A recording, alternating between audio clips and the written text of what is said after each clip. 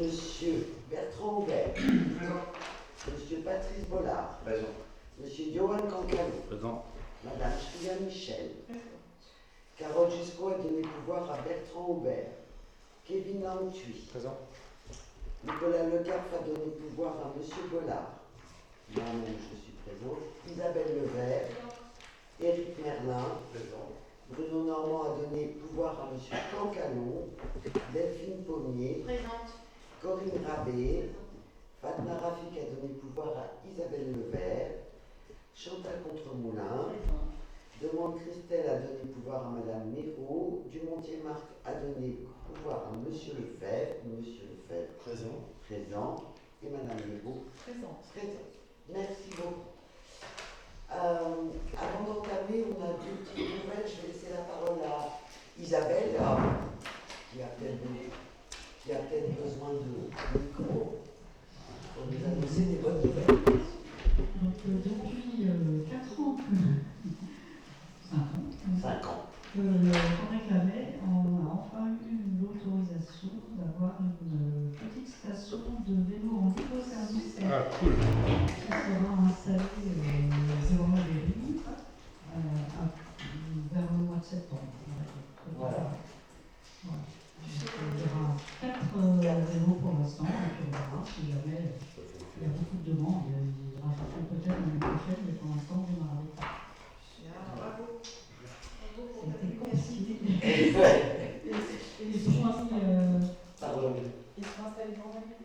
Oui, à côté de l'abribus, D'accord, ok. en face du côté abribus, Oui, comme bah, ça. c'est pratique. On les voit et puis ils sont bien visibles de tout le monde. puis, du coup, à côté du bus, les gens qui prennent à la fois vélo et bus. L'intermodalité. Voilà. Exactement. Et puis la deuxième bonne nouvelle aussi, dans le même genre en termes de mobilité, ça sera pour les enfants. À partir de la rentrée, on va pouvoir avoir un school bus qui permettra à 8 enfants de se promener à vélo pour aller à l'école. Voilà. Et du coup, on va commencer par un petit test à partir de mi-juin. Donc tous les parents des enfants de l'école primaire seront conviés à une réunion de présentation d'un projet.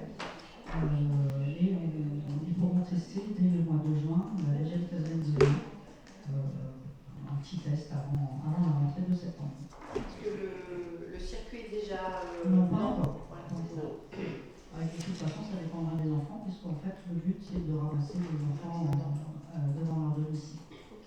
Donc, le circuit pourra changer en fonction des enfants qui seront Inscrits sur les périodes. D'accord, c'est sur inscription. Oui. Combien d'enfants 8 à la fois, et du coup, ça changera en fonction des périodes, on définira en fonction du nombre de demandes aussi. On essaiera de faire en sorte que tous les enfants qui ont demandé, enfin, tous les parents surtout, qui ont demandé puissent en bénéficier au moins quelques mois sur l'année. Donc on fera une rotation en fonction des demandes. Voilà. Voilà. Merci Isabelle de la ténacité. C'est vrai que ça fait un moment qu'on en parle. Voilà. Eh bien, je vous propose donc d'ouvrir ce conseil municipal qui est essentiellement lié à des affaires financières. Je vais demander à Bertrand Aubert d'être secrétaire.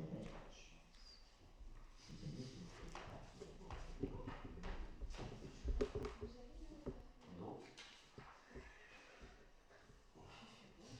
La feuille d'émargement tourne, si vous pouvez la signer. Pour commencer, nous devons approuver le procès verbal du conseil municipal du 6 mars 2025. Vous l'avez tous eu. Y a-t-il des remarques, des questions, des... Oui, en fait, c'est dommage qu'on n'ait pas eu le tableau avant qu'il soit dans le compte rendu du conseil, parce qu'en fait, on avait entendu des choses oralement, mais on n'avait pas le détail en fait, de tout. Le tableau de... Le tableau avec les entreprises qui avaient été choisies, parce que dans le plan de financement, on n'avait pas. Vous l'aviez pas avant? Bah non. Ah non, d'accord. Donc, dans le tableau, il y a quelque chose, puisque ça a été publié dans la convocation.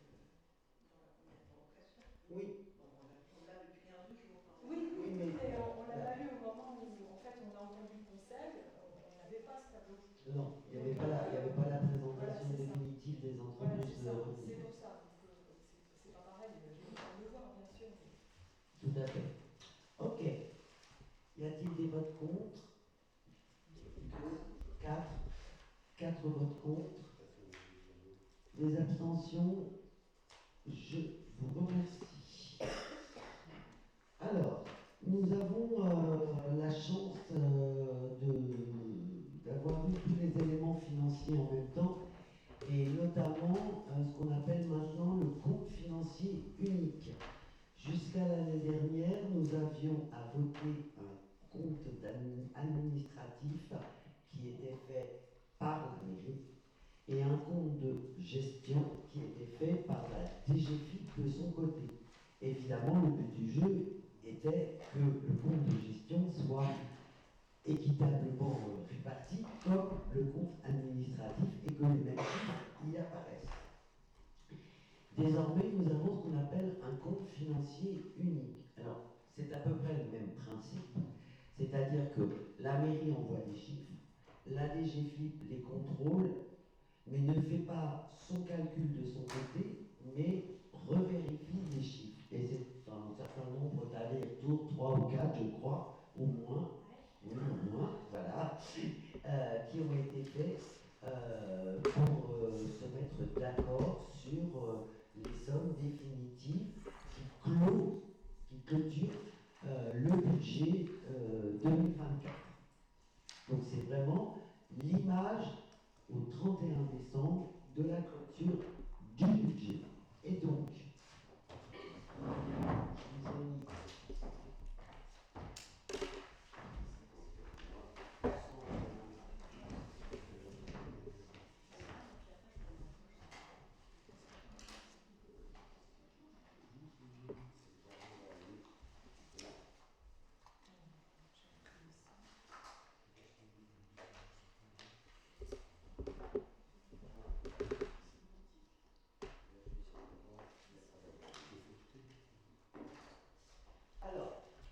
je pourrais vous l'envoyer, j'ai refait un petit...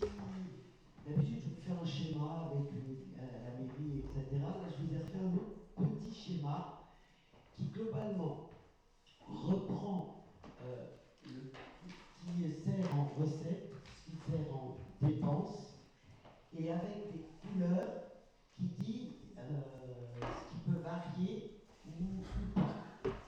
Je l'explique. Sur des recettes de fonctionnement, par exemple, la fiscalité, on considère qu'elle est maîtrisée, puisque la fiscalité, ce sont des chiffres que la DGFiP nous envoie. Anticipé et partiellement maîtrisé, ce qu'on appelle les revenus divers. Globalement, dans un budget, les revenus divers, ça va être les droits d'occupation du domaine public, les concessions de cimetières, et ça, globalement, on peut les anticiper parce que avant la fin de l'année, on sait combien ont rapporté les concessions de cimetières, et en général, l'occupation du domaine public, Orange, par exemple, qui est un gros contributeur, nous envoie les chiffres en amont. Donc, c'est quand même relativement maîtrisé. Les dotations diverses, elles sont connues mais non maîtrisées. L'exemple cette année, c'est que vendredi soir, j'ai reçu un mail de la DGFiP m'annonçant qu'une des dotations avait baissé depuis le moment où ils nous les avaient annoncées. Nous avons sur cette dotation-là perdu 10 000 euros. Et sur un certain nombre d'autres, la variation est annoncée assez tardivement et nous a quand même fait perdre plusieurs milliers d'euros sur le budget tel qu'il était prévu au départ. Et puis il aurait déjà pu être voté. Ah ben c'est ce qui va arriver aux collègues qui l'ont déjà voté. C'est-à-dire qu'il va falloir qu'ils récupèrent les sommes qui manquent. Et nous sommes relativement peu impactés puisque nous sommes des petites communes. Il y a des plus grandes communes où on ne parle pas de 10 000 euros, hein, on parle de 50 000, 100 000, etc.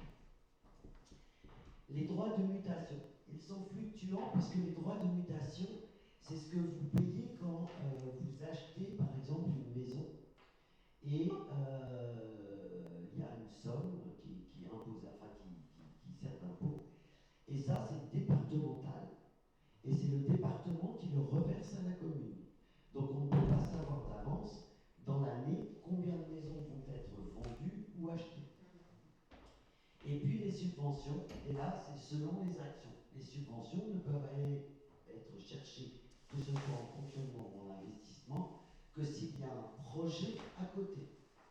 Donc par exemple, la dernière fois, je vous ai fait voter une demande de subvention en fonctionnement pour le projet de territoire cohésion sociale et pour le PESL, en off, parce que je n'ai pas encore la notification, mais sur le PESL, par exemple, on a obtenu 6 000 euros. Voilà. Sur le projet éducatif social local, on a obtenu 6 000 euros. Les dépenses de fonctionnement, charges de personnel, elles sont anticipées. Globalement, on sait à peu près combien de personnel on a. La variation, c'est s'il y a augmentation du point, ou comme cette année, les assurances qui ont beaucoup augmenté sur le personnel. Et puis, les arrêts maladie, qui sont remboursés partiellement avec des jours de carence, etc. C'est une variation qui reste une variation relativement faible malgré tout. Les prestations de services, c'est un peu la même chose. Les prestations de services, c'est dès qu'on paye pour faire un service.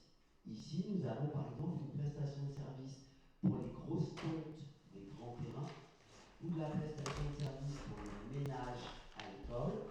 Donc là, il peut y avoir une variation parce que le prestataire peut augmenter un peu ses tarifs ou avoir des dépenses exceptionnelles. Et puis, toujours en fonctionnement, nous payons les intérêts de la dette, c'est-à-dire les intérêts des emprunts faits précédemment ou par ceux que l'on fait nous-mêmes. Sur les recettes de fonctionnement, la fiscalité, les revenus divers, ça je vous en ai parlé, donc c'est bon. Ensuite, vous vous souvenez, à la fin, normalement, il reste du fonctionnement, et là, on regarde ce dont on a besoin dans le fonctionnement pour le transférer à la section d'investissement, ce qui va nous permettre de faire des travaux. Sur les recettes en investissement, nous avons, alors, fluctuant, la taxe d'aménagement. Quand on fait construire ou quand on fait des travaux, nous, notre taxe d'aménagement, elle est à hauteur de 5%, et le département est à hauteur de 2,5%. C'est fluctuant parce qu'on ne peut pas savoir à l'avance combien de maisons sont construites et combien de travaux sont faits par des particuliers. La FCTVA, c'est la part de la TVA que nous payons lorsque nous faisons des travaux. Nous payons 20% de TVA et sur les 20%, nous récupérons 16,5% de cette somme payée, mais nous ne la récupérons que l'année d'après. Et ce calcul-là est fait par la DGFiP. Donc on peut avoir une idée de combien ça va représenter, mais à quelque chose près, malgré tout. Les subventions que nous avons perçues pour les achèvements de travaux, donc je rappelle que quand on engage des travaux, il faut avoir la trésorerie nécessaire pour payer l'ensemble des artisans qui réalisent les travaux. Les subventions n'arrivant globalement qu'à la fin des travaux, lorsqu'on peut prouver qu'on a payé les factures. Alors c'est une chose qui a un petit peu évolué parce que maintenant l'État et le département peuvent faire des petites avances sur subvention. Mais il faut quand même leur envoyer des factures. Hein. Ils ne font pas des avances comme ça. Ils font des avances parce qu'on a démarré les travaux. Pour rendre service à l'artisan, on a commencé à lui payer de l'argent. Par exemple, 30% du chantier, on l'a payé avant pour qu'il puisse acheter des matériaux, payer ses gars, etc. Et donc ça, l'État maintenant peut prendre en compte cette facture-là. Il n'empêche que la grosse subvention qui vient couvrir la dépense ou une partie de la dépense, elle peut arriver N+1, et si vous finissez vos travaux en fin d'année, ça peut même être N+2. Donc c'est pour ça que c'est selon des actions et que c'est dans le temps assez long.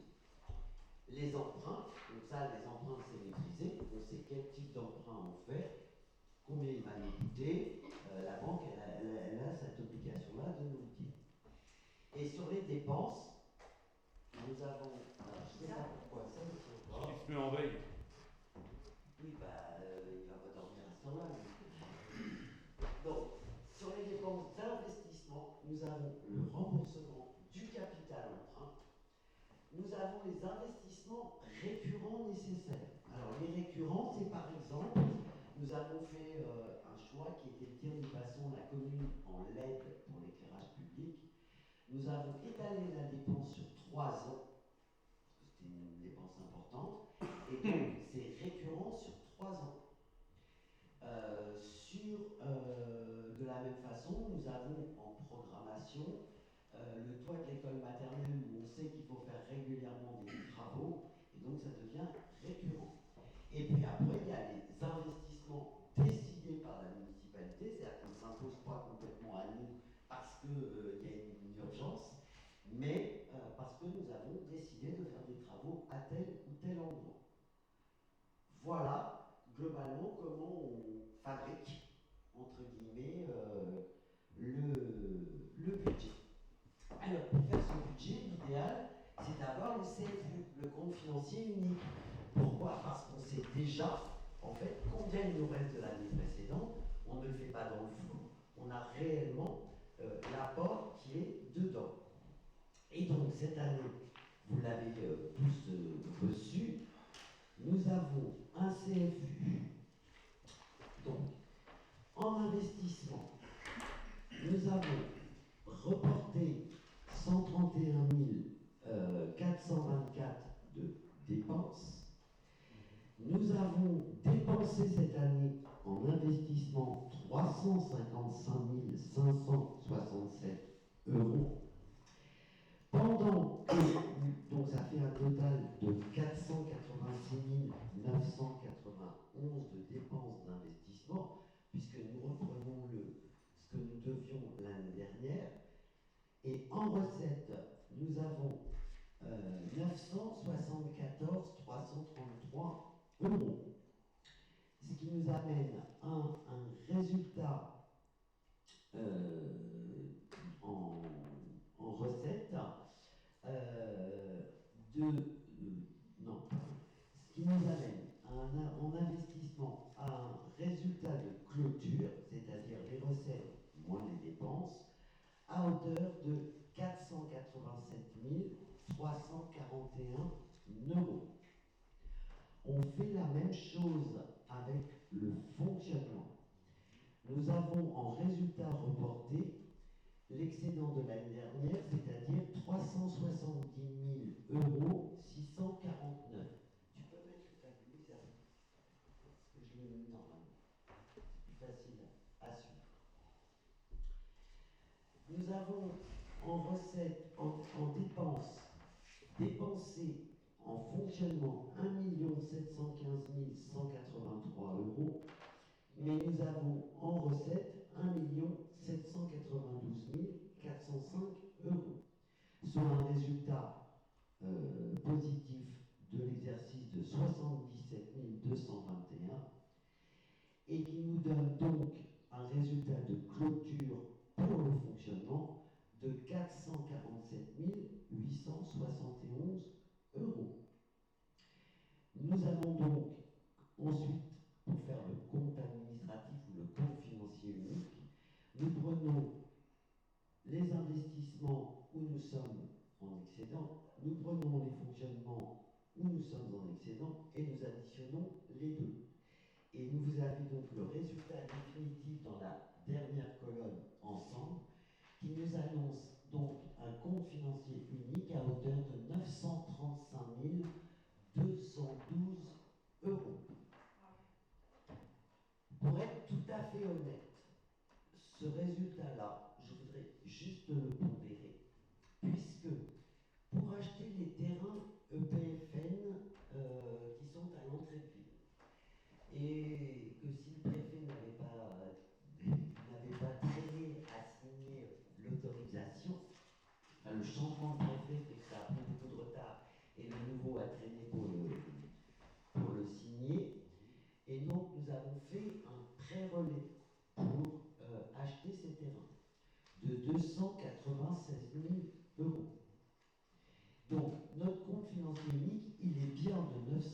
55 212. Notre excédent réel, il faut retirer à cette somme les 296 000 euros, puisque c'est un prêt relais que nous allons rembourser. Je tiens cependant à préciser que le fait que nous ayons ouvert un compte à terme, nous avons placé 300 000 euros sur 3 mois à chaque fois, nous a rapporté exactement à 400 euros, pour être très honnête, ce que nous coûtent les intérêts du prêt relais. C'est-à-dire qu'en plaçant notre trésorerie en compte à terme, au trimestre, nous récupérons 2400 euros et nous avons 2800 euros d'intérêt à payer. Ce qui fait que c'est quasiment, au regard des sommes annoncées, une opération blanche pour le coup. Et je tiens à préciser que les terrains, je les achète demain matin à 9h. Voilà. Est-ce qu'il y a des questions sur ce fonds financier unique? Voilà. Je dois avouer que ça devient un budget confortable et que c'est plus facile de travailler avec ce type de budget. Donc, Michel, je te passe la main. Je m'en vais. Et le compte financier unique, comme le compte administratif, ne doit pas être voté par le maire, puisque ça serait juge et parti. Je suis de voter pour ce compte financier. Qui s'abstient? 2 abstentions sur 4. Qui est contre? Annick? Merci, Michel. Alors, une fois qu'on a voté ce compte financier unique, il nous faut affecter les résultats. Et donc, je vous propose d'affecter l'excédent de fonctionnement cumulé qui s'élève donc à 447 781,01 € en fonctionnement, de le laisser en fonctionnement, et et d'affecter en investissement ce qu'on appelle, alors, déficit, moi je veux bien, mais déficit d'investissement cumulé qui s'élève à plus 487 341,68 €. Donc nous retrouvons le chiffre que nous avons ici. Ce que je vous propose, c'est de laisser en investissement cette somme et en fonctionnement cette somme. Voilà, et désaffecter telle qu'elle. Voilà, y a-t-il des questions, des remarques? Y a-t-il des votes contre, des abstentions? Je vous remercie. Et donc, je vous propose maintenant de passer au budget. Pour le faire, ah oui, tu peux montrer ça. C'est juste de vous montrer, alors, je vous disais, si on est honnête, il faut enlever les 296 000 au compte financier, ce qui nous amène à un résultat réel de 678 333. Et je me suis amusé à reprendre un peu les comptes administratifs, donc les CFU, sur les dernières années, pour se dire que bon, on avait vraiment sorti la tête de l'eau et qu'on avait un peu de matelas sous pied pour pouvoir travailler. Voilà. Je propose, Isabelle, de passer au budget. Merci. Donc, sur le budget 2025, les dépenses de fonctionnement. Nous avons ce gros chapitre qui est le chapitre 11, que nous avons estimé à 770 000 €, qui comprend donc l'eau, l'EDF, le gaz, le carburant, le petit équipement, la cantine, les fournitures scolaires, les espaces verts, les bâtiments publics, les assurances, fêtes et cérémonies, entretien et ménage et transport. Donc, il est prudent ce budget parce que sur l'énergie, nous n'avons toujours pas vraiment où nous allons, même si ça s'est un peu calmé. Mais nous avons préféré être prudent et mettre un peu plus que ce qui avait été dépensé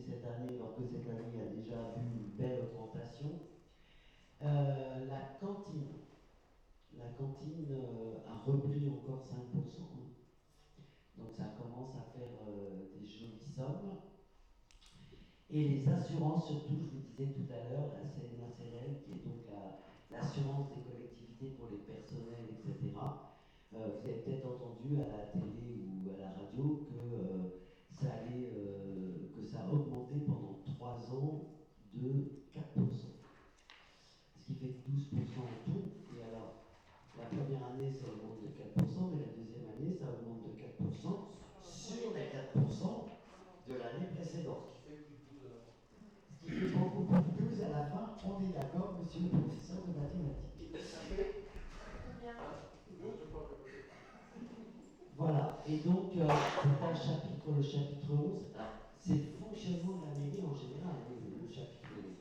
Mais c'est quand même des belles augmentations là et qu'on n'a pas choisi, sur lesquelles on est obligé, nous, de se mettre d'accord. Ensuite, nous avons dans le chapitre 65, alors là, il y a les indemnités élues, il y a le SDIS qui a très légèrement augmenté cette année. Vous savez, il a pris une très grosse augmentation il y a 2 ans. Là, cette année, on est sur 1 ou 2%, ça va. Le siège, donc le syndicat d'électrification, le syndicat du collège, le CCAS et les subventions d'association. Tout ça montre un peu de variation, mais très à la marge, vraiment. Les amortissements, donc ça c'est ce qu'on doit amortir. Les amortissements, vous les retrouvez en dépenses et en recettes, mais c'est ce qui permet de provisionner pour racheter après. Le virement à la section d'investissement qu'on vous propose à 41 600, on a vu qu'on avait une section d'investissement qui était confortable, donc il n'y a pas besoin de prendre plein de fonctionnement pour le couvrir, il suffit de prendre ça. Et le chapitre 14, qui sont toutes les compensations et péréquations. Là, c'est parce qu'on est une commune ceci ou une commune cela, mais comme on est une commune moyenne, mi-rurale, mi-en-QPV, on paye de la péréquation à des communes plus pauvres que nous, plus petites que nous. Et ça nous coûte quand même 85 000 € par an. Et enfin, le poste salaire, charges sociales, patronales, URSSAF et assurance du personnel, là, pour 441 000 €. Alors, j'avais fait un graphique, mais je crois que je ne l'ai pas mis là. Je ne l'ai pas mis. Mais malgré tout, nous avons réussi à descendre la masse salariale. La contrepartie, c'est que les prestations dans le 11 ont évidemment augmenté. Parce que quand vous avez plus un jardinier qui tombe, eh ben, c'est une entreprise qui vient et qui bientôt. Voilà. Maintenant, l'entreprise, pour ce genre de choses, globalement quand même, à la fin, et c'est pas bien de le dire comme ça, mais elle coûte moins cher qu'un salarié. Parce que s'il y a un arrêt maladie, bah, il est remplacé, ils envoient quelqu'un d'autre. C'est eux qui entretiennent le matériel, c'est eux qui l'achètent. Et donc, malgré tout, à la fin, ça nous revient quand même moins cher à nous en passant par là. Même si je préférerais qu'on travaille avec des gens en direct. Les recettes du fonctionnement. Donc, nous avons, et c'est là qu'on a vu quand même une certaine baisse, le chapitre 74, donc c'est la dotation globale de fonctionnement, la dotation de solidarité rurale, etc., pour 253 456 €. Les dotations de solidarité, le FPIC, les péréquations et la DMTO. La DMTO, c'est les droits de mutation. Ce dont je parlais tout à l'heure, alors qui a légèrement augmenté parce que globalement, l'immobilier a un peu repris. Donc ça a un peu augmenté. Pour 208 798. La grosse partie qui nous ramène, ce sont les impôts, c'est-à-dire les taxes foncières et d'habitation. Et vous verrez tout à l'heure, on l'avait vu l'année dernière, mais les taxes d'habitation, on a le droit d'en remettre depuis l'année dernière sur les logements considérés comme abandonnés. Or ici, nous en avons 4 ou 5, sur lesquels nous sommes en train de travailler, puisque sur les 4, enfin sur les 5, il y en a 4 qui ont trouvé le propriétaire et on est en train de travailler à ce que la maison soit rachetée, soit remise en location, etc. Donc voilà, ça c'est la grosse partie. Ce que je vous disais tout à l'heure qui est variable, c'est tout ce qui est concession, occupation, domaine public et redevance. Donc ça c'est Orange qui occupe le domaine public,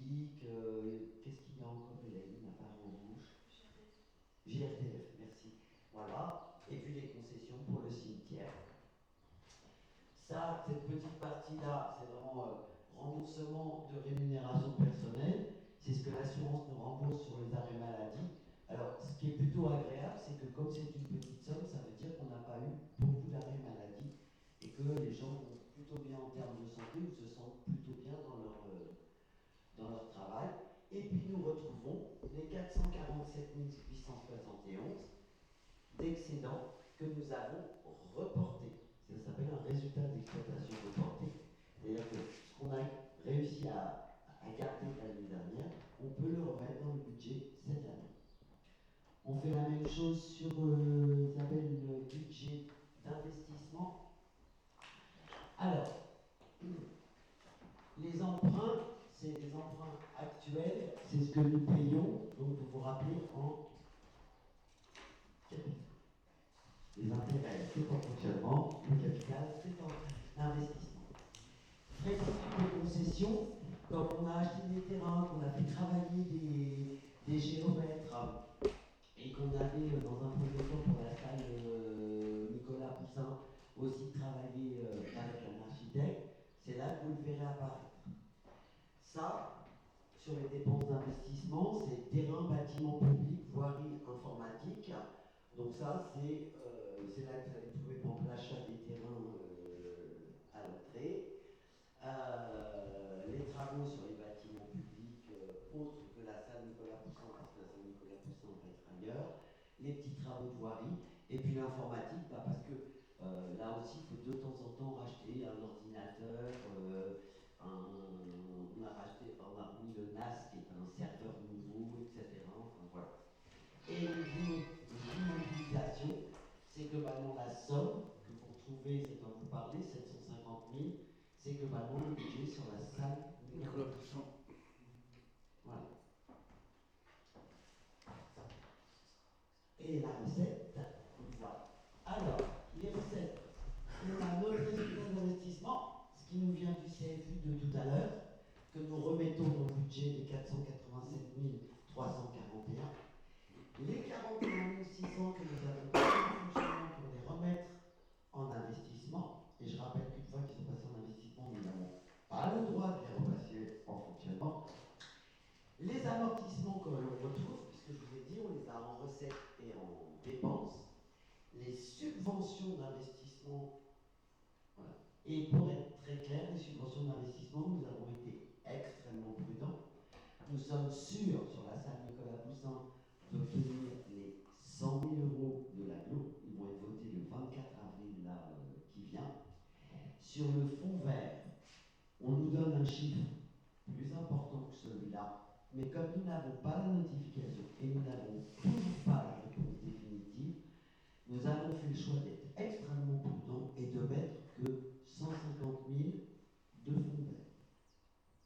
Et après, il y a des petites subventions pour les Vélux du gymnase, enfin voilà, pour différents petits bâtiments, sur lesquels on est allé chercher des petites subventions. Et enfin, à la fin, je vous proposerai un emprunt de 450 000 qui va permettre de couvrir une partie, avec les 300 000 d'ici, des travaux de la salle Nicolas Poussin, qui est un emprunt, on aura l'occasion, je vous le décrirai tout à l'heure, mais qui est un emprunt fait auprès de la Banque des Territoires et qui est spécifique sur la transition énergétique et la transformation des bâtiments pour qu'ils soient moins énergivores. Voilà globalement présenté en grande ligne, je m'en excuse, mais le budget. Est-ce qu'il y a des... Alors tout le monde a reçu et 12 jours avant, donc normalement a eu le temps d'étudier. Est-ce qu'il y a des questions particulières sur ce budget? Non. Donc, je vous propose, normalement, de voter par chapitre. C'est pas du boulot à faire, mais c'est obligatoire.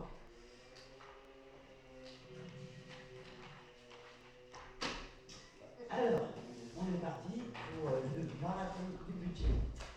Chapitre 11, donc, proposition 770 002,64 €. Y a-t-il des votes contre? 4.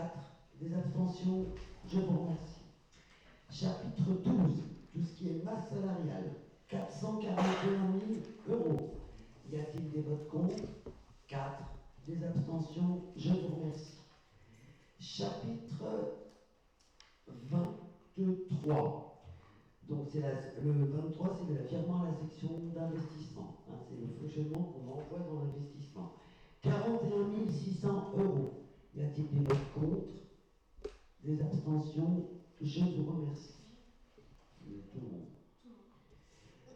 Chapitre 42, qui sont alors plutôt des dotations aux amortissements.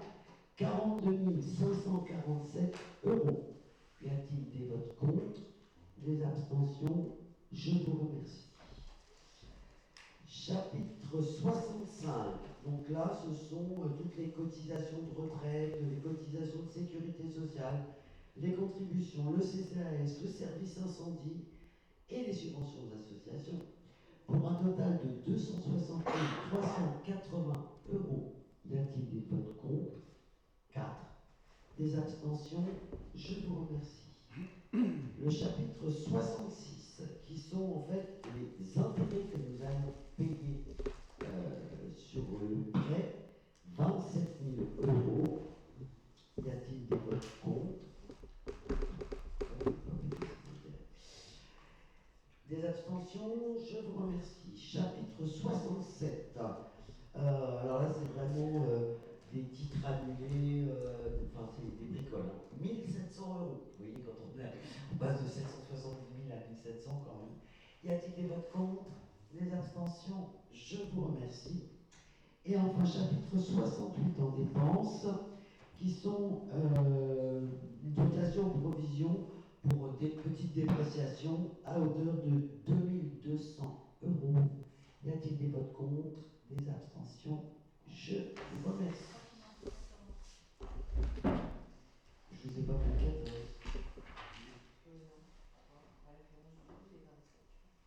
Ah, pardon. Oui, excusez-moi. Alors, je recommence. Je vous fais voter le. Donc, le 14, qui est le fonds de péréquation, c'est-à-dire notre participation pour les budgets des autres communes, qui s'élève à 85 000 €. Y a-t-il des votes contre? 4. Des abstentions? Je vous remercie. Nous allons donc maintenant voter les recettes de fonctionnement. Alors, sur le résultat reporté, que nous avons déjà voté tout à l'heure, hein, le chapitre 2, 447 871 €. C'est ce que nous avons amassé, entre guillemets, l'année dernière pour pouvoir en profiter cette année. Y a-t-il des votes contre? Des abstentions? Je vous remercie. Chapitre 13, remboursement sur rémunération du personnel, 10 000 €. Y a-t-il des votes contre? Des abstentions? Je vous remercie. Chapitre 70, donc ça, c'est toutes les redevances que nous payons, que nous recevons au titre justement de l'occupation du domaine public, des services périscolaires, etc. Et là, nous sommes à 101 000 exactement. Voilà. Y a-t-il des abstentions, des votes contre? Je vous remercie. Le chapitre 731, qui est donc le chapitre des taxes foncières et d'habitation, 650 000 €. Y a-t-il des votes contre? Des abstentions? Pardon, deux votes contre, des abstentions? Je vous remercie. Ensuite, nous avons en recette 210 798 qui sont les dotations de solidarité communautaire, ce que nous verse l'AGLO, et puis les fonds de péréquation qui sont en notre faveur cette fois-ci, puisque ce sont des votes. Y a-t-il des votes contre? Des abstentions? Je vous remercie. Alors, nous sommes maintenant sur les dotations, donc dotation pour la DGF, la solidarité rurale, la dotation aux élus locaux, la FCTVA et toutes les formes de compensation que l'État a inventées au fur et à mesure qu'il bloquait un certain nombre d'augmentations. Pour 253 456 €, y a-t-il des votes contre? Des abstentions? Je vous remercie. Le chapitre 75 n'a rien, 76 n'a rien, et nous avons juste une petite reprise de créance 2023, je ne vous avais pas mis dans le tableau, qui est de 214,64 €. Voilà. Pour ajuster les comptes, ça c'est en général la demande de la DGFiP qui fait de la reprise de créance pour qu'on soit bien à jour. Voilà. Nous ne l'avons pas voté pour 214,64 à titre des votes contre, des abstentions. Je vous remercie. Donc le budget de fonctionnement est voté. Je vous propose de voter maintenant les dépenses d'investissement. Et donc, nous avons cette année à régler en tout sur le chapitre 16, 117 000 € d'emprunt, de capital d'emprunt. Y a-t-il des votes contre? 4. Des abstentions? Je vous remercie. Ensuite, nous sommes sur les frais d'études, les concessions et puis quelques menus travaux sur les bâtiments et installations pour 60 000 €. Y a-t-il des votes contre? 4. Des abstentions? Je vous remercie. Le chapitre 20, qui est sur les bâtiments, il y a 6 667 €. L'année dernière, par exemple, on avait dépensé 11 460. Ce sont des travaux qu'on peut mettre en investissement, puisqu'il y a une partie de réparation qu'on peut mettre en investissement. Donc c'est cette partie-là, en fait, qui arrive ici. Y a-t-il des votes contre? Des abstentions? Je vous remercie. Ensuite, tout ce qui est en dépenses, donc les terrains aménagés, c'est là que vous retrouvez les 296 000 €, qui est le pré-relais pour acheter les terrains. Les bâtiments scolaires, tous les bâtiments publics, quelques petites installations de voirie, c'est ce qui permet de mettre des miroirs au carrefour ou des panneaux de signalisation supplémentaires. Matériel et outillage technique, alors là on est sur 43 000. D'abord parce que je vous annonce que nous allons changer le véhicule des services techniques. Celui-ci n'est absolument plus aux normes, voilà. Et que nous avons trouvé une très très belle occasion chez Renault d'un véhicule à peu près similaire à celui que nous avons. Et puis il y a toujours les tracteurs, il faut de la maintenance sur les tracteurs, la réparation, etc. Matériel de bureau informatique, on a mis 2000, et mobilier de bureau mais scolaire, on a mis 2500. Sachant que cette année, par exemple, nous avons racheté des chaises pour l'école maternelle parce que celles en plastique étaient cassées, parce que les enfants se balancent dessus, les cassent le plastique. Et que nous avons donc racheté des chaises avec des piétements métalliques et du bois pour s'asseoir. Voilà. Et donc là, nous sommes à 497 900 €. Y a-t-il des votes contre? Oui.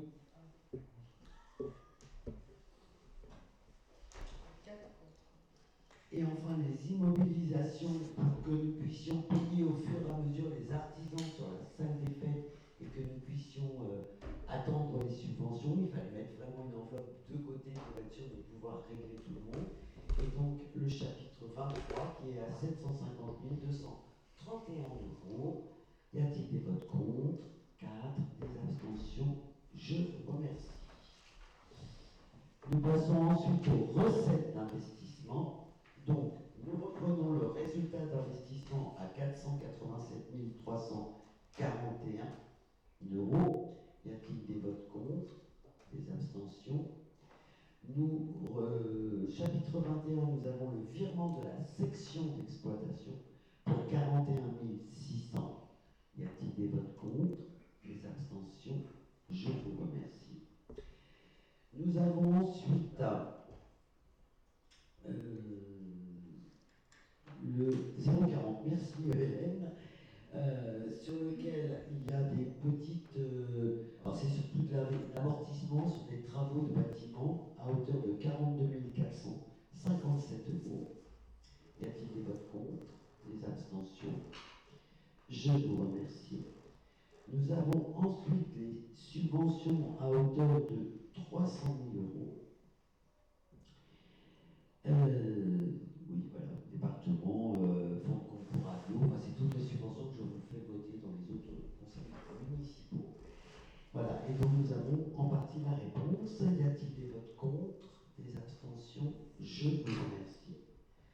L'emprunt de 450 000 euros, nous y reviendrons quand nous passerons à la délibération pour que je vous explique en quoi cela consiste, qui est donc pour assurer aussi le paiement pour la salle Nicolas Poussin. Y a-t-il des votes contre? 4. Des abstentions? Je vous remercie. Et enfin, la vente de terrain, dont je tiens à préciser que j'étais chez le notaire vendredi matin et que la somme annoncée est la bonne puisque je les ai vendus pour 110 400 euros. Ce sont les deux terrains devant l'entreprise Henri Rivera. Vous pouvez voter, oui. Y a-t-il des abstentions? Des votes contre? Je vous remercie. Voilà, ce budget est voté. Je vous remercie. Nous allons pouvoir continuer à avancer. Et je vous propose de passer, Isabelle, je veux bien que tu passes après à la page suivante. Nous enchaînons donc sur le vote des subventions aux associations. Alors, je vais vous détailler un tout petit peu le FCDRI.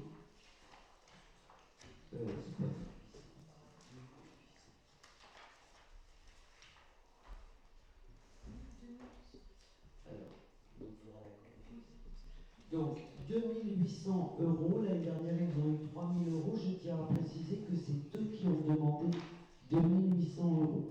C'est Oui. 2800. Oui, alors c'est pas 1800, c'est 2800. D'accord. C'est le tableau, il y a une coquille dans le tableau. Parce qu'en fait, il faut rappeler, on a passé, à un moment où on leur a donné une subvention supplémentaire pour l'achat de la peinture, ce qui a permis à la suite qu'ils achètent eux-mêmes la peinture, et donc ils ont réussi à équilibrer cette dépense-là. Le judo, 1100 l'année dernière, 1200 cette année, ils ont un peu plus d'adhérents. Par ailleurs, ils savent aussi aller chercher de la subvention, donc voilà. Nous n'avions pas de demande sur Saint-Hubert et Tanmonchon. L'UNC à hauteur de 350 euros, c'est l'Union nationale des anciens combattants, notamment l'association de M. Ginet qui nous accompagne sur toutes les commémorations. Le Souvenir français qui travaille sur la réhabilitation et l'entretien de toutes les tombes des soldats étrangers qui sont dans le cimetière, essentiellement des Anglais et des Canadiens chez nous. Le club du troisième âge, sur lequel j'ai proposé une augmentation et qui passe de 1500 à 2000 euros, parce que simplement les transports n'arrêtent pas d'augmenter et que pour que les personnes de ce club puissent se déplacer, faire des visites ou des petits voyages, eh bien, il fallait, je crois, un petit coup de pouce pour les aider à se transporter. Épireuil, nous restons à 2500 euros. Le patch broderie à 100 euros. Lire et faire lire à 100 euros. Le CFA de Val-de-Reuil. Donc là, il y a eu une grosse augmentation, mais je rappelle que c'est une somme forfaitaire par nombre d'élèves. Et que donc, en fonction du nombre d'élèves, en fait, je crois que c'est 75 euros par élève. Et donc, si ça augmente, c'est qu'il y a plus d'enfants de mairie qui font leurs études au CFA de Val-de-Reuil. Cats Rescue, nous passons à 250.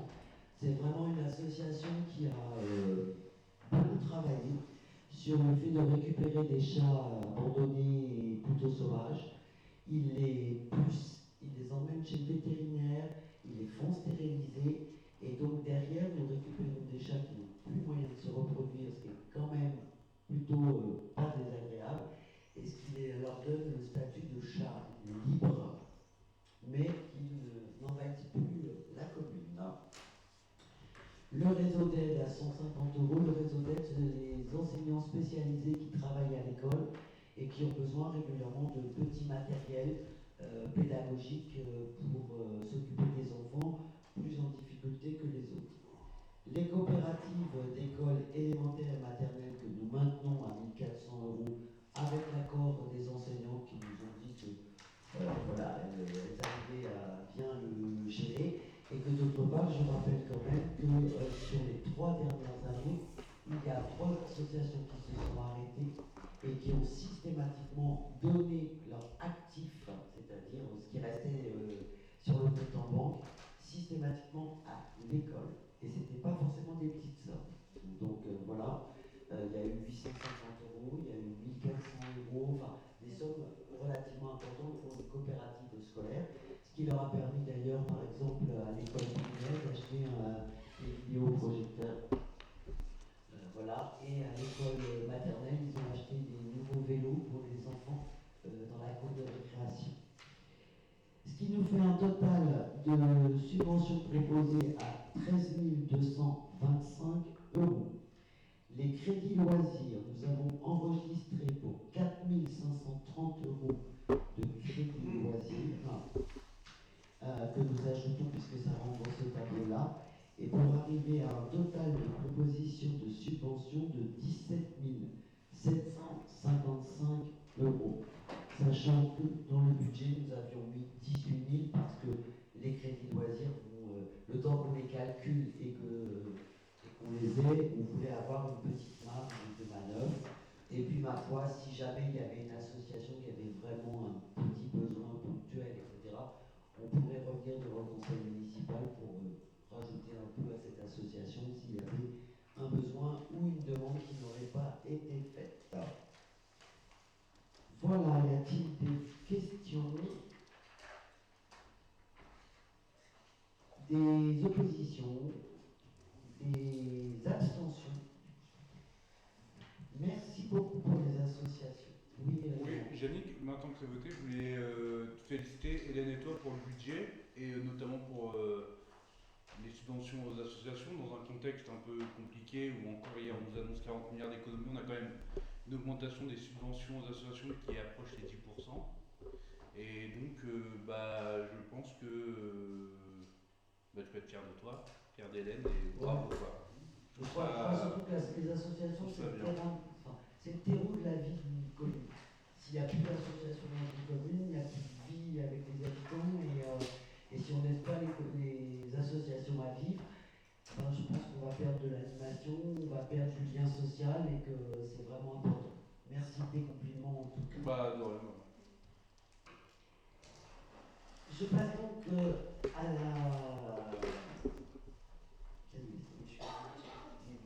délibération suivante, alors que nous allons devoir prendre tous les ans. Voilà, on a appris ça. Vous vous souvenez quand on est passé de la M14 à la M57, qui est le mode de comptabilité des communes, on avait parlé de fongibilité.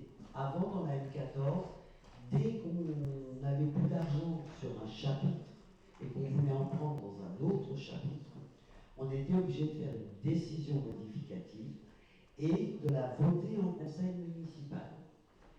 Désormais, alors, à part le chapitre 12, qui est le chapitre des salaires et du personnel, sur lequel il doit rester comme il est, et s'il y manquait de l'argent, là on serait obligé de revenir devant vous pour faire une décision modificative pour ramener de l'argent d'autre part. Sur les autres chapitres, s'il n'y a plus, par exemple, imaginez une énorme augmentation de l'électricité, et dans le chapitre 11, on n'a pas assez d'argent dedans, on pourrait aller le chercher dans un autre chapitre jusqu'à hauteur de 7,5% de la hauteur du chapitre. Il y a quand même une limite. Et il n'y a plus de décision modificative. Par contre, il y a une obligation dans le conseil municipal suivant de faire une information du maire à l'ensemble du conseil et des citoyens qui écoutent le budget. Voilà. Et cette délibération, qui est une délibération très, très juridique, qui est toujours toujours la même, mais on doit la passer tous les ans à cause de la M57. Voilà. Donc, y a-t-il des votes contre? 4. C'est la loi. Les abstentions? Je vous remercie. Sur la vote, je vous propose la délibération sur le vote des taxes ménages. Donc, considérant que l'inflation impacte toujours les ménages, que les coûts d'énergie impactent les ménages, que les salaires n'augmentent pas peut-être toujours de la même façon que l'inflation de la vie courante, nous avons considéré qu'il n'était pas opportun, et ce maintenant pour la 3e année, d'augmenter les impôts fonciers bâtis et non bâtis. Même si nous sommes, en termes d'imposition, bien en dessous de la moyenne de la strate des communes de notre commune.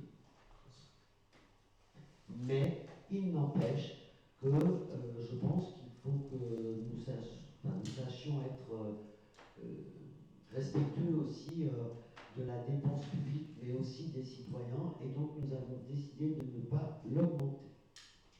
Par contre, la taxe d'habitation sur les logements vacants et résidences secondaires, je vous propose de l'augmenter. Alors, vous allez voir, on passe de 7,24 à 7,83. C'est pas non plus extraordinaire, mais c'est le maximum qui est autorisé d'augmentation. Je n'ai pas le droit de la passer à 9 ou 10. Voilà, ça c'est ce que la loi m'impose. Et je vous propose pour le mettre au plafond maximum, parce que c'est des logements vacants, laissés vides et à l'abandon, c'est juste pas respectueux de tous les gens qui n'ont pas de logement et qui laissent dépérir des biens, en fait. Voilà. Alors, je fais un petit aparté parce que il y a des choses qui se sont débloquées assez rapidement ces 2 dernières semaines. À savoir, vous avez peut-être vu que la maison des Prunus qui faisait l'angle au Prunus le jardin a été entièrement nettoyé. Donc en fait, le propriétaire qui ne répondait pas à nos sollicitations a accepté de répondre à un ancien copain d'école. C'est la vie. Et donc a accepté de lui vendre cette maison. Donc c'est une famille parisienne qui rachète, qui fait un investissement pour mettre en location. Ce qui est plutôt pas mal parce que ce ne sont pas des maisons très grandes mais de plein pied. Ce qui veut dire aussi qu'on peut peut-être accueillir des gens qui cherchent des maisons de plein pied. Sur la maison qui est au début de la rue du 11 novembre, grâce aux réseaux sociaux, nous avons retrouvé le lieu où travaille le monsieur. Je me suis autorisé à envoyer un courrier à son employeur, qui, je dois le dire, n'a pas vraiment apprécié qu'on interpelle l'entreprise, et qui donc a fait savoir au monsieur qu'il ferait bien de répondre. Voilà. Et donc le monsieur m'a rappelé, m'a promis que le jardin serait nettoyé là d'ici Pâques, et qu'ensuite cet été il viendrait vider la maison pour la mettre en vente. Enfin, j'ai interpellé Madame Delimboeuf, puisque nous avions vu passer des papiers de vente de la grande maison qui est à l'entrée de la commune là-bas. Vous avez dû voir que le jardin a été nettoyé, il commençait à y avoir des travaux. Et moi j'étais un petit peu inquiète parce que sur l'acte de vente, enfin pas sur l'acte de vente, mais je sais plus comment ça s'appelle, sur le certificat d'urbanisme. Voilà, c'est ça. C'était revendu à la même famille, mais dans une autre société, et une société qui vendait des engins agricoles. Et là, moi, j'ai fait des bons parce que je me suis dit, si l'entreprise, c'est un parc d'engins agricoles, c'est quand même pas très classe pour une entreprise. Donc, je me suis permis d'appeler Madame Delimboeuf, qui m'a beaucoup rassuré en me disant simplement que, à l'époque, le notaire leur avait fait créer une deuxième SCI qui leur coûte en fait de l'argent sur les frais de comptabilité, etc. Et que leur nouveau notaire avait dit que non, ils pouvaient repasser sur la SCI qu'ils ont déjà. Et que leur objectif, c'est bien de restaurer cette maison. Donc là, ils ont fait faire des devis chez des tailleurs de pierre pour la couverture, etc. Même s'ils, me disent-ils, ils n'ont pas de projet complètement défini pour cette maison après. Mais l'idée, c'est d'entretenir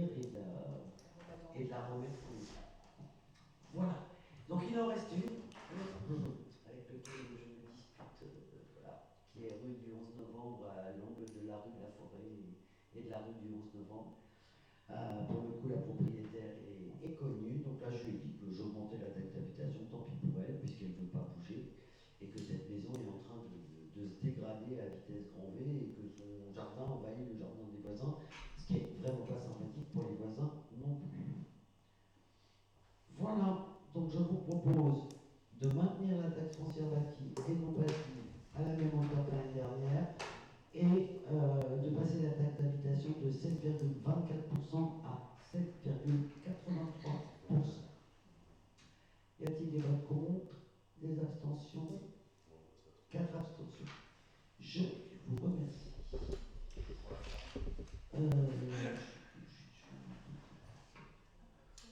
Alors, sur l'emprunt, donc, pour la salle Nicolas Poussin, ce sont de gros travaux, nous en avons fait la description la dernière fois, de rénovation énergétique, d'isolation par l'intérieur, de transformation du chauffage avec une pompe à chaleur ainsi qu'un ballon thermodynamique, une restructuration intérieure pour avoir un vrai local technique, des locaux de rangement pour les meubles. Nous refaisons, pas entièrement, mais une petite partie de la cuisine de telle façon que les éléments de cuisine permettent ce qu'on appelle la marche en avant. Merci Hélène. C'est-à-dire qu'on passe du propre au sale et que jamais on ne fait demi-tour pour ramener les microbes du sale vers le propre. Et donc là, tel qu'on va reconfigurer, alors on change que le lave-vaisselle, hein, si je me souviens bien, et l'évier, oui, parce que l'évier, pour ceux qui le connaissent, il faut plonger dedans pour arriver à faire la vaisselle. Oui, c'est du plonge pour le coup, c'est du plonge. Donc, et puis le lave-vaisselle commence à donner des vrais signes de fatigue et pas forcément très pertinent. Pour le reste, on garde vraiment tout le reste, le four, etc. Mais on les dispose de façon différente pour respecter cette marche en avant. Les sanitaires sont refaits aussi parce qu'ils sont quand même un peu vieillots et qu'il n'y a juste pas de point d'eau pour se laver les mains quand on va aux toilettes, ce qui est quand même un peu limite dans une salle des fêtes. Alors déjà chez soi, mais alors dans une salle des fêtes encore plus. Voilà, un petit coup sur la couverture, mais sans la refaire totalement. Et puis après, ce sont des travaux d'assainissement, parce que l'assainissement était à refaire, enfin, vu qu'il n'avait jamais été fini complètement d'ailleurs, donc il fallait le refaire, avec un mélange quand même des eaux de pluie et des eaux usées, ce qui n'est pas terrible. Nous refaisons aussi le système électrique, qui est un peu vieillissant, avec un compteur qui ne soit plus accessible aux visiteurs, parce que là aussi, quand même un peu compliqué que les gens puissent tourner tous les boutons dans tous les sens. Voilà, et puis un vrai coup de propre à l'extérieur sur la façade. Là, on parle d'un enduit simple, hein, on ne parle pas de quoi que ce soit. Et donc, je vais rencontrer la Banque des Territoires, puisque la Banque des Territoires, aujourd'hui, propose un prêt très spécifique sur ce type de rénovation de bâtiments. Donc, il nous propose un prêt à 450 000 € sur une durée d'amortissement de 25 ans. Et quand on refait un bâtiment avec l'ampleur des travaux qu'on fait, on peut espérer qu'il dure 25 ans, effectivement. Et nous sommes sur un taux d'intérêt de celui du livret A qu'il pondère à 2,3%. Voilà. Ce qui fait que nous paierons cet emprunt va nous coûter en fait 25 000 € par an sur 25 ans. Et combien au total? Combien ça va coûter au total? Au niveau des intérêts, attendez, je vais vous le trouver, c'est juste que j'ai comme mon papier sous les yeux. Ah, vous ne l'avez pas mis sur les années, d'accord. Oui, il faudra nous transmettre l'échéancier.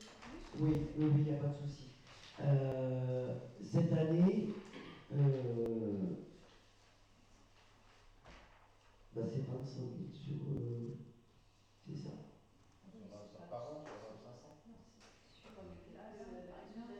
Ah oui, cette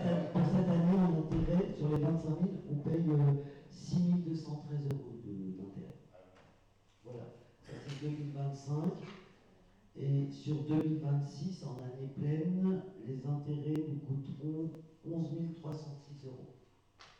Sachant que le choix a été fait de faire cet emprunt maintenant, puisqu'en 2027, on a 2 autres prêts qui s'arrêtent. Et que nous, globalement, nous nous retrouverons au mois de juillet, nous nous retrouverons avec quasiment que cet emprunt-là à régler. Voilà, puisque les emprunts faits à l'époque par Robert Rosel sur le centre de loisirs et le restaurant scolaire se terminent en juillet 2027. Voilà ce que je peux vous en dire. La seule chose que je peux ajouter aussi, c'est que cette banque des territoires, qui est vraiment la banque des collectivités locales, et qui travaille avec la Caisse des dépôts, nous a aussi proposé de nous inscrire sur une plateforme qui s'appelle EducRénov et sur lequel ils font des propositions sur les écoles et tous les bâtiments scolaires. À partir du moment où le gymnase, par exemple, est un bâtiment scolaire, parce que chez nous, il est dans l'enceinte de l'école. Donc il est considéré comme bâtiment scolaire, servant quand même essentiellement en journée aux élèves de l'école. Et donc cette plateforme permet 2 choses. Elle permet la première, c'est que c'est la Banque des territoires qui prend en charge complètement toutes les études de rénovation. C'est-à-dire qu'on ne paye pas les études. Et la deuxième chose, c'est qu'il reste sur les taux d'intérêt minorés, du type celui que je vous propose là à 2,3, parce que c'est réservé